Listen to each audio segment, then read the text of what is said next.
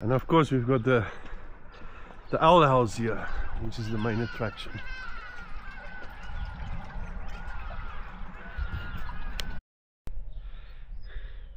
Yeah, and here's the owl house, the famous owl house of Helen Martin, the lady that had several husbands that used to live here.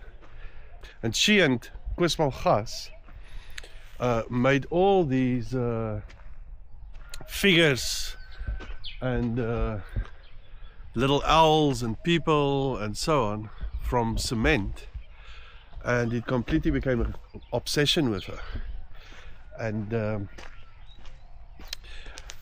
eventually she took her own life here. But inside, I don't know if we can film inside, we'll see later today.